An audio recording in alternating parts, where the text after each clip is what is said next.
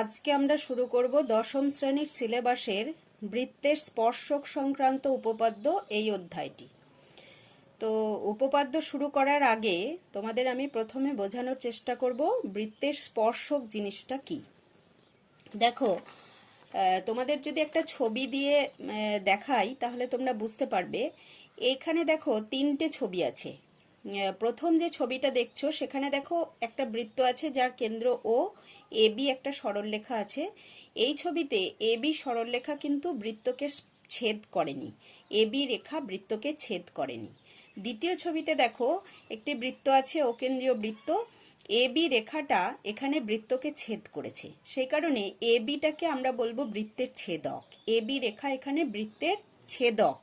ছেদবিন্দু দুটো কি, P R Q. দেখো এখানে পি আর কিউ, এই যে ছেদবিন্দু দুটো পেয়েছি, এই পি কিউ রেখাটাকে লক্ষ্য করো। এই পি কিউ রেখাটা কিন্তু বৃত্তের একটা জ্যা, তাই না? তাহলে পি কিউকে আমরা বলবো এবি ছেদকের অনুরূপ জ্যা। তৃতীয় ছবিতে দেখো ও কেন্দ্রীয় যে বৃত্তটা আছে, এখানে পি বিন্দুতে এবি রেখাটা বৃত্তের কিন্তু স্পর্শক। এখানে এই ছবিতে এবি রেখাটা বৃত্তের স্পর্শক এবং এই পি বিন্দুটাকে আমরা বলবো স্পর্শ বিন্দু। এর বিশেষত্ব কি? এই যে স্পর্শ বিন্দুটা দেখতে পাচ্ছ, স্পর্শ বিন্দুটা এমন একটা বিন্দু যেটা বৃত্তের উপরে অবস্থিত, অর্থাৎ পরিধির উপরে আছে, আবার এবি যে স্পর্শকের উপরেও আছে। এবং এই এবি স্পর্শকের উপর দেখো পি বিন্দু ছাড়া অন্য অসংখ্য তো বিন্দু আছে একটা সরলরেখার উপর। তাহলে এই পি বিন্দু ছাড়া বাকি সমস্ত বিন্দু কিন্তু বৃত্তের বাইরে অবস্থিত। কেবলমাত্র একটাই বিন্দু পাচ্ছি যে বিন্দুতে সরলরেখা বৃত্তকে স্পর্শ করেছে, সেই কারণে এবি সরলরেখাটিকে আমরা বৃত্তের স্পর্শক বলবো। কোন বিন্দুতে স্পর্শক? পি বিন্দুতে স্পর্শক, এবং পি বিন্দুটাকে বলবো স্পর্শ বিন্দু। তাহলে তোমরা এবার নিশ্চয়ই স্পর্শকটা চিনতে পারবে। দেখো স্পর্শকটা কিভাবে তৈরি হচ্ছে, তোমরা দ্বিতীয় ছবিতে যদি লক্ষ্য করো তাহলে দেখো এই এবি রেখাটাকে আমি যদি বাদিকে সরিয়ে আনি তাহলে পি কিউ জ্যাটা ছোট হয়ে যাবে, তাই না? আবার যদি আরো একটু সরিয়ে আনি পি কিউ জ্যা আরো ছোট হয়ে যাবে। ছোট হয়ে যাবে অর্থ কি? পি আর কিউ কাছাকাছি চলে আসবে, এবং এইভাবে কাছাকাছি আস্তে আস্তে একটা সময় কি হবে বলতো, পি আর কিউ একসঙ্গে মিশে গিয়ে একটাই বিন্দু হয়ে যাবে পি বিন্দু, এবং তখন এবি রেখাটা হয়ে যাবে স্পর্শক এবং পি বিন্দুটা হয়ে যাবে স্পর্শ বিন্দু। দেখো ছবি দিয়ে দেখালে আরো ভালো বুঝতে পারবে। এখানে একটা ছবি আছে, দেখো এখানে ও কেন্দ্রীয় একটা বৃত্ত আছে। প্রথমে দেখো এবি রেখা পি কিউ জ্যা। দ্বিতীয় দেখো এবি এবি রেখাটাকে আমি বাদিকে একটু সরিয়ে নিয়ে এসেছি, তাহলে পি কিউ জ্যাটা কি হয়ে গেছে? আগের থেকে ছোট হয়ে গেছে। এইভাবে পরের ছবি, পরের যে এবি রেখাটা রয়েছে সেখানে দেখো পি কিউ জ্যাটা আরো ছোট হয়ে গেছে, অর্থাৎ পি কিউ জ্যাটা ধীরে ধীরে ছোট হচ্ছে। ছোট হতে হতে একটা সময় পি আর কিউ গিয়ে একটাই বিন্দু হয়ে যাচ্ছে, পি বিন্দু, এবং তখন ওই ছেদকটাই স্পর্শক হয়ে যাচ্ছে, এবং ওই একটি বিন্দু যেটা মিলিত হচ্ছে পি আর কিউ, সেই বিন্দু প্রান্ত বিন্দু দুটো, অর্থাৎ আমাদের ছেদকের প্রান্ত বিন্দু দুটো মিলে গিয়ে স্পর্শ বিন্দু হয়ে যাচ্ছে। কেমন? তাহলে দেখো তোমাদের এখন মনে হতে পারে বৃত্তের উপরিস্থ কোনো বিন্দুতেই কি কেবল স্পর্শক অঙ্কন করা যায়? তা কিন্তু নয়। দেখো বৃত্তের বহিস্থ বিন্দু থেকেও স্পর্শক অঙ্কন করা যায়। দেখো এখানে ও কেন্দ্রীয় একটা বৃত্ত আছে, পি বৃত্তের উপরিস্থ বিন্দু, অর্থাৎ বৃত্তের পরিধির উপরে বিন্দু। এখানে দেখলে তোমরা এইভাবে স্পর্শক অঙ্কন করা যায়, এবি একটা স্পর্শক। আর এখানে দ্বিতীয় ছবিতে দেখো পি বিন্দু বৃত্তের বাইরে অবস্থিত। এখানে কিন্তু দুটো স্পর্শক অঙ্কন করা হয়েছে, একটা পি এ স্পর্শক, একটা পি বি স্পর্শক। এই পি এ স্পর্শকের ক্ষেত্রে এটা হচ্ছে স্পর্শ বিন্দু, পি বি স্পর্শকের ক্ষেত্রে বিটা হচ্ছে স্পর্শ বিন্দু, এবং এখানে পি থেকে এ পর্যন্ত হবে স্পর্শকের দৈর্ঘ্য, আর পি থেকে বি পর্যন্ত পি বি হবে এই পি বি স্পর্শকের দৈর্ঘ্য। ঠিক আছে? আর পি বিন্দু যদি বৃত্তের ভিতরে হয়, দেখো এখানে বৃত্তের ভিতরে আছে, এই ক্ষেত্রে কিন্তু এই যে রেখাগুলো আমি অঙ্কন করেছি P A, P B, P C, এরা কিন্তু কেউ বৃত্তের স্পর্শক নয়। ঠিক আছে? তাহলে দেখা যাচ্ছে বৃত্তের অন্তঃস্থ কোনো বিন্দু থেকে বৃত্তের কোনো স্পর্শক অঙ্কন করা যায় না। বহিস্থ বিন্দু থেকে দুটো স্পর্শক অঙ্কন করা যায়, আর উপরিস্থ বিন্দুতে কিন্তু একটাই স্পর্শক অঙ্কন করা যায়। এইভাবে তো আজকে আমরা যেটা প্রমাণ করব সেটা হচ্ছে বৃত্তের উপরিস্থ কোনো বিন্দুতে যে স্পর্শক অঙ্কন করা যায় সেই স্পর্শকের উপর ওই স্পর্শ বিন্দুগামী ব্যাসার্ধটা লম্ব হবে। স্পর্শ বিন্দুগামী ব্যাসার্ধ অর্থ দেখো পি বিন্দুটা স্পর্শ বিন্দু, এখন পি বিন্দুর সঙ্গে যদি বৃত্তের কেন্দ্র ও যোগ করে দিই আমি, তাহলে ওপি একটা ব্যাসার্ধ পাবো। সেই ব্যাসার্ধটাকে আমরা বলবো স্পর্শ বিন্দুগামী ব্যাসার্ধ। তো এই স্পর্শ বিন্দুগামী ব্যাসার্ধ এবং স্পর্শক পরস্পরের উপর লম্ব হয়, এটা আমরা আজকে যুক্তি দিয়ে প্রমাণ করব। ঠিক আছে, তাহলে দেখো আমরা আজকে যুক্তি দিয়ে কি প্রমাণ করব? যুক্তি দিয়ে প্রমাণ করব যে বৃত্তের কোনো বিন্দুতে অঙ্কিত স্পর্শক ও ওই স্পর্শ বিন্দুগামী ব্যাসার্ধ পরস্পর লম্বভাবে অবস্থিত হয়, এটা আমরা যুক্তি দিয়ে প্রমাণ করব। তো প্রমাণ করার জন্য আমরা দেখো এখানে ও একটা বৃত্ত এঁকেছি যার কেন্দ্র ও এবং বৃত্তের উপরিস্থ একটা বিন্দু অর্থাৎ পরিধির উপরে একটা বিন্দু পি, পি বিন্দুতে অঙ্কিত একটা স্পর্শক এ বি এবং ও পিটা স্পর্শ বিন্দুগামী ব্যাসার্ধ। তাহলে আমাদের প্রদত্ত কি এখানে যে ও কেন্দ্রীয় বৃত্তের পি বিন্দুতে অঙ্কিত স্পর্শক এ বি এবং ও পি স্পর্শ বিন্দুগামী ব্যাসার্ধ। ঠিক আছে, তাহলে দেখো এখানে আমাদের প্রামাণ্যটা কি হবে, অর্থাৎ আজকে আমাদের কি প্রমাণ করে দেখাতে হবে। উপপাদ্য কি বলছে? উপপাদ্য বলছে স্পর্শক ও স্পর্শ বিন্দুগামী ব্যাসার্ধ পরস্পর লম্বভাবে অবস্থিত হয়।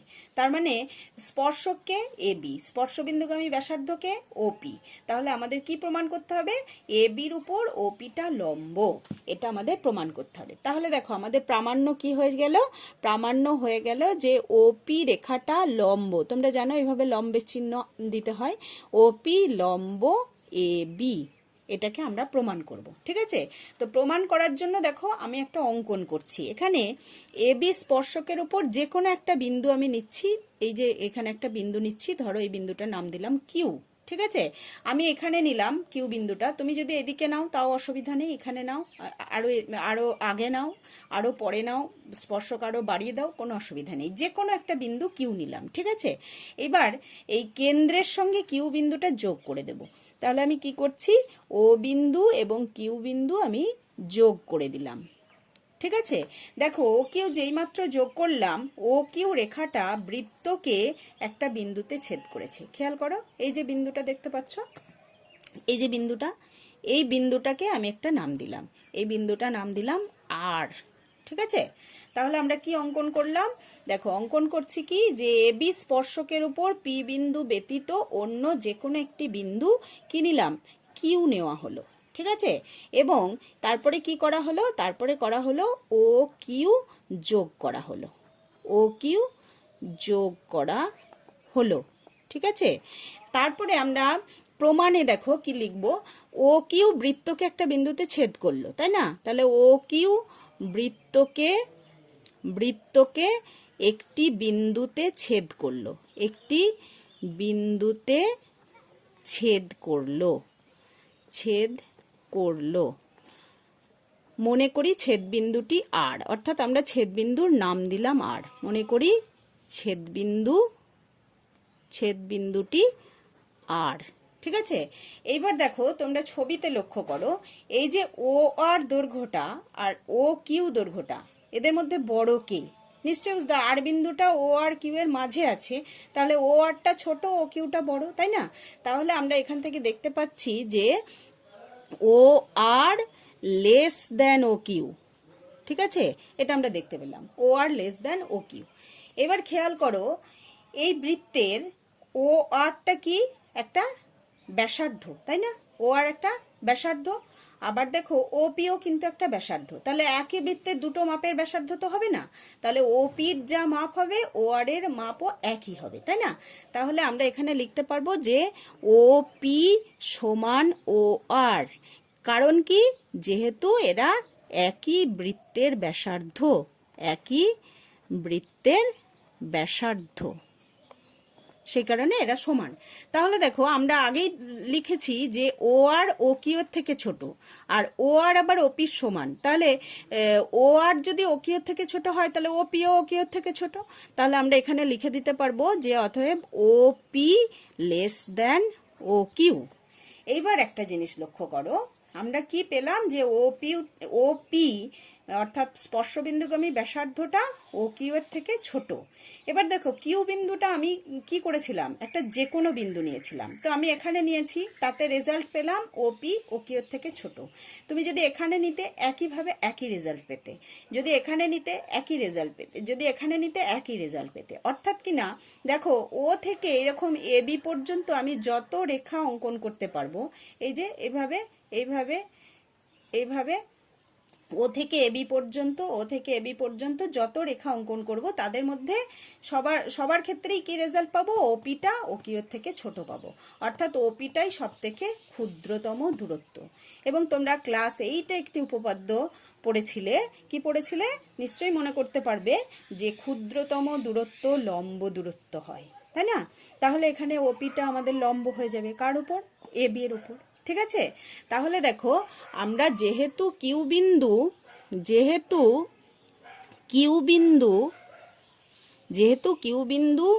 এ বি এর উপর অর্থাৎ এ বি স্পর্শকের উপর, এ বি এর উপর যে কোনো বিন্দু, অতএব আমরা কি পাচ্ছি, যে ও থেকে এ বি পর্যন্ত যত রেখা আঁকা যায় তাদের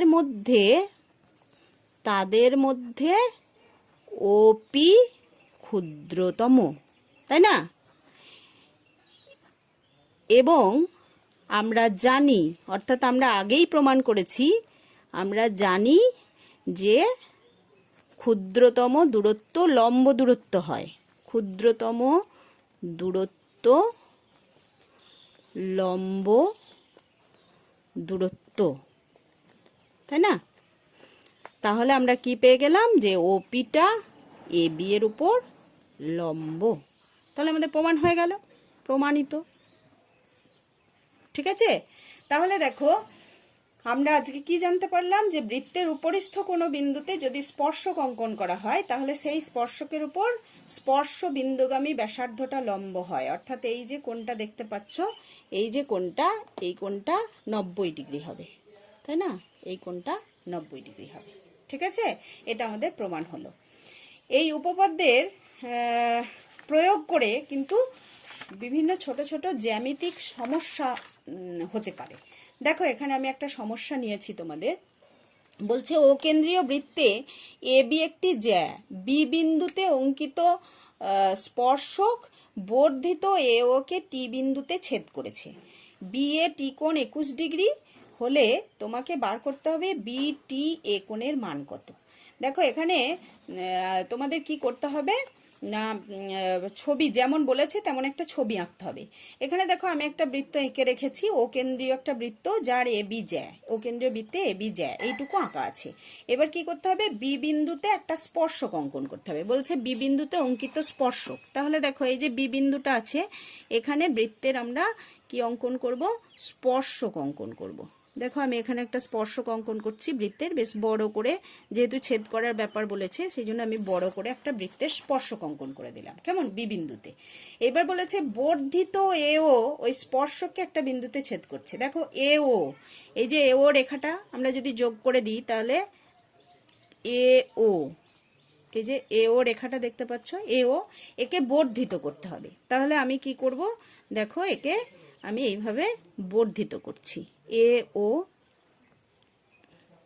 ও যে রেখাটা আমরা পেয়েছি, এই রেখাটাকে আমি বর্ধিত করে দিলাম। তাহলে বর্ধিত করলে দেখো একটা বিন্দুতে ছেদ করেছে, তাই না? এই যে ছেদ বিন্দুটা, এটা বলেছে টি, এটা অঙ্কে দেওয়া আছে। আর কি দেওয়া আছে, দেওয়া আছে বি এ টি কোণ, বি এ টি কোণ, অর্থাৎ এই কোণটার মান দেওয়া আছে 21 ডিগ্রি। ঠিক আছে, তাহলে তোমাকে বার করতে কি বলেছে, এই কোণটা বিটিএ, অর্থাৎ এই কোণটার মান তোমাকে বার করতে হবে। লক্ষ্য করো এখানে ছবিতে আমরা একটা ত্রিভুজ পেয়েছি, এই ত্রিভুজের একটা কোণ আমার জানা আছে আর একটা কোণ বার করতে হবে। তাহলে আমি এখানে কি ভাববো, এই যে বি কোণটা, এই কোণটা যদি আমি টোটাল পেয়ে যাই তাহলে আমি এই কোণটা পেয়ে যাব, কেননা যোগ করে 180 ডিগ্রি থেকে বিয়োগ করে দেবো। তাহলে এই কোণটা আমি কিভাবে পাবো? এখানে দেখো আমি যদি এই যে ও বি ব্যাসার্ধটা যদি অঙ্কন করি তাহলে তাহলে কি পাবে, ও বি ব্যাসার্ধটা ধরো অঙ্কন করে দিলাম। তাহলে দেখো বিটি হচ্ছে স্পর্শক আর ও বি হচ্ছে স্পর্শ বিন্দুগামী ব্যাসার্ধ। তাহলে এই যে কোণটা, এই কোণটা কি 90 ডিগ্রি, একটু আগেই প্রমাণ করলে স্পর্শক আর স্পর্শ বিন্দুগামী ব্যাসার্ধ লম্ব হয়, তাহলে এই কোণটা 90 ডিগ্রি। আর এই যে কোণটা দেখতে পাচ্ছ, এই কোণটা পাশের কোণটা কি হবে, এ ও আর ও বি সমান, একই বৃত্তের ব্যাসার্ধ। তাহলে এই কোণ আর এই কোণ যদি সমান হয়, এ ও আর ও বি যদি সমান হয়, তাহলে ও এ বি কোণ আর ও বি এ কোণ সমান হবে। ত্রিভুজের দুটো বাহু সমান হলে বিপরীত কোণগুলো সমান হয়। তাহলে এই কোণটা 21 ডিগ্রি দেওয়া আছে, এটাও 21 ডিগ্রি।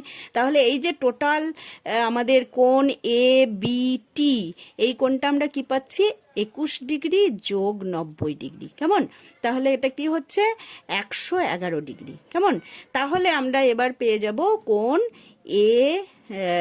এ টি বি, বা যেমন এখানে বলেছে বিটিএ, একই কোণ এটিবি। এই কোণটা কি পাবো না, 180 ডিগ্রি থেকে ওই ত্রিভুজের দুটো কোণ, একটা 21 ডিগ্রি আর একটা আমি বের করলাম 111 ডিগ্রি। এটা বিয়োগ করে দেবে, তাহলেই হয়ে যাবে 2 2 কে 3, 132 ডিগ্রি। তাহলে আমরা পেয়ে যাচ্ছি 48 ডিগ্রি। এটা আমাদের অ্যান্সার হয়ে যাচ্ছে। কেমন? এইভাবে কিন্তু উপপাদ্যের প্রয়োগ করেও অঙ্ক হতে পারে। তাহলে তোমরা উপপাদ্যটা তো তৈরি করবে, উপপাদ্য তৈরি করবে, সেই সঙ্গে এই রকম দেখবে ছোট ছোট উপপাদ্যের প্রয়োগ করে অঙ্ক তোমরা পেয়ে যাবে। 212 পাতায় দেখবে 9 10 অঙ্ক, 213 পাতায় দেখবে নিজে করি 21.1, ওখানে দেখবে 1 2 অঙ্ক, এই উপপাদ্যের প্রয়োগ করে করতে পারবে। তাহলে এই 4টে অঙ্ক তোমরা করবে, সেই সঙ্গে উপপাদ্যটা তৈরি করবে। কেমন? বাড়িতে এগুলো করো, পরের দিন আমরা অন্য কোনো উপপাদ্য নিয়ে আলোচনা করব।